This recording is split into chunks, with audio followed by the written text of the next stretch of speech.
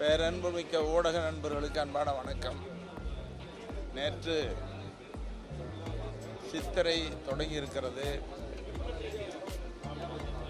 ஊடக நண்பர்களுக்கும் ஒட்டுமொத்த தமிழ்நாட்டு மக்களுக்கும் பாட்டாளி மக்கள் கட்சியின் சார்பில் சித்திரை திருநாள் வாழ்த்துக்களை தெரிவித்துக் கொள்கிறேன்.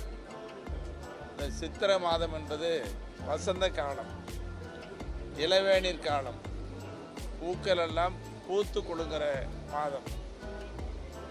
நம்முடைய முன்னோர்கள் இதை வசந்த விழாவாக, மன்னர்கள் இந்திர விழாவாக கொண்டாடி வந்தனர். அதனுடைய தொடர்ச்சியாகத்தான் பாட்டாளி மக்கள் கட்சியின் சார்பில் மாமல்லபுரத்தில் மாநாடு நடத்தியிருக்கிறோம். இந்த காலத்தில் கிராமங்கள் தோறும் எங்கு பார்த்தாலும் திருவிழாக்களும் கொண்டாட்டங்களும் காணப்படும்.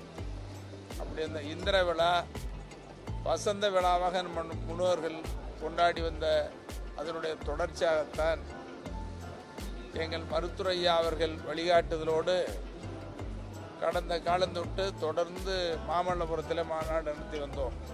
அந்த மாநாட்டினுடைய தொடர்ச்சியாக வரக்கூடிய மே 11 பிரம்மாண்டமான மாநாடு மாமல்லபுரத்தில் நடைபெற இருக்கிறது. இதை இப்போ குறிப்பிடுறதுக்கு காரணம், காலையில் நம்முடைய நண்பர்கள் சொன்னாங்க, நீங்கள் கேள்விக்கு பதில் சொல்லிட்டு தான் போகணும்னு சொல்லி. நான் உள்ளே போயிட்டு வந்து அப்படி சொல்கிறேன்னு சொல்கிறதுக்காக தான் இந்த செய்தி உங்கள்கிட்ட சொல்ல வந்தேன். பாட்டாளி மக்கள் கட்சியை பொறுத்தவரையில் ஒரு தனித்துவமான கட்சி, தனி கொள்கையை கொண்ட கட்சி, மருத்துவர் ஐயா அவர்கள் வழிநடத்தி வந்த கட்சி. இந்த கட்சியில் இன்னைக்கு ஒரு சின்ன சலசலப்பு, உங்களுக்குலாம் தெரிஞ்ச செய்தி தான். இது நல்லா போயிட்டுருக்குது. மருத்துவர் ஐயா அவர்களும் எங்கள் சின்னையா மருத்துவர் அன்புமணி அவர்களும் இரு தலைவர்களும் மாநாட்டில் ஒன்றாக கலந்து கொள்வார்கள். நீங்கள் எல்லாம் பார்க்க போகிறீங்க. ஒன்றும் இல்லை, சின்ன சலசலப்பு சரியாயிடுச்சு. அது ஒன்றும் பெரிதுபடுத்த வேண்டிய அவசியமே இல்லை. அந்த கேள்விக்கு பதில் சொல்கிற போத்தான் தான் உங்களெல்லாம் சந்திச்சிருக்கிறோம். ஆனால் எல்லாருக்கும் செய்தி போகணுங்கிறதுனால, அதனால் அது ஒரு பிரச்சனையும் இல்லை. அந்த சின்ன சலசலப்பு குறைந்து விட்டது, சரியாகி விட்டது. அந்த பிரச்சனை மேலும் பெரிதாகாது. அப்புறம் இன்னைக்கு சட்டமன்றத்தில் 110 விதியில் முதலமைச்சர் அவர்களால் சொல்லப்பட்டது, இந்திய நாடு ஒரு வலிமையான ஜனநாயக நாடு.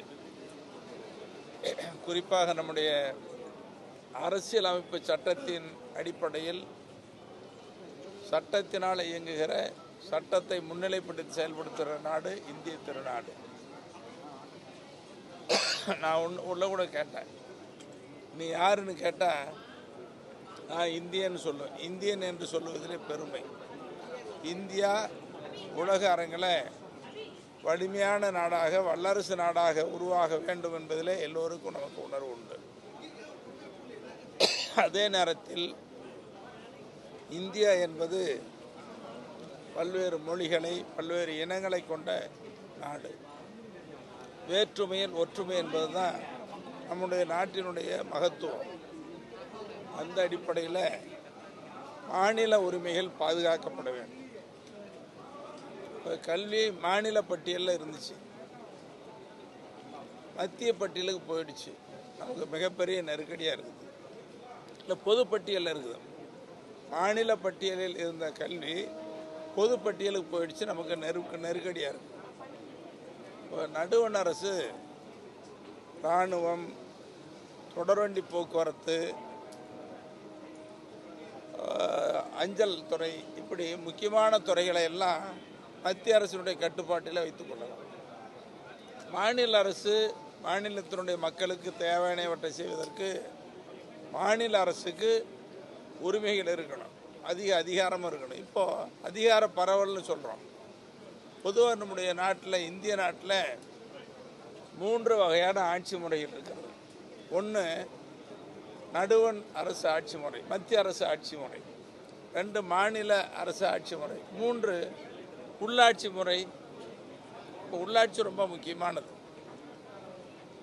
இந்த 3 ஆட்சி முறையிலும் மக்களை மேம்படுத்துவதற்கு, இந்த மண்ணை செழிக்க செய்வதற்கு, மொழியை காப்பதற்கு, ஒட்டுமொத்த மக்களின் உரிமைகளை, தேவைகளை வளர்ச்சியை கொண்டு வருவதற்கு தான் இந்த 3 ஆட்சி முறைகளும்.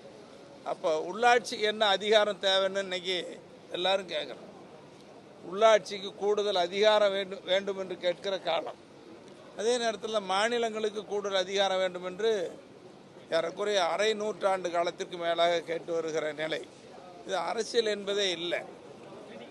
அரசியல் என்பதை கடந்து தமிழ்நாட்டின் உரிமையை காக்கிற ஒட்டுமொத்த மாநிலங்களுக்கு கூடுதல் அதிகாரம் வேண்டும், உரிமை வேண்டும் என்ற அந்த அடிப்படையில் தான் நல்ல நோக்கத்தோடு கொண்டு வரப்பட்டதாக, மாநிலத்தின் உரிமையை காப்பதற்கு கொண்டு வந்ததாக பாட்டாளி மக்கள் கட்சியின் சார்பில் நாங்கள் கருதுகிறோம்.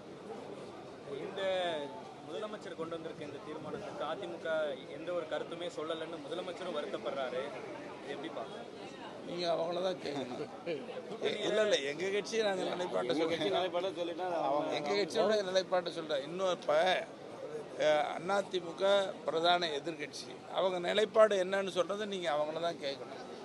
இன்னொரு கட்சியை பற்றி நம்ம சொல்லக்கூடாது. இல்லை சின்ன சலசலப்புன்னு சொல்லியிருந்தோம். என்ன கூட்டணிக்கான அந்த பிரச்சனை? அதாவது எல்லா அரசியல் கட்சியும் அப்பப்போ ஏதாவது சின்ன சின்ன சலசலப்பு ஏதாவது ஒன்று வரும். அந்த மாதிரி ஒரு சிறு சலசலப்பு இது இயல்பு தானே. நீர் அடித்து நீர் விலகாது. எல்லாம் ஒற்றுமையாக வெளியே போகணும்னு சொல்லி ஒரு கோரிக்கை வலுத்து வெளியே போகணுமா வேணாம் சார்? அந்த கேள்வி இப்போ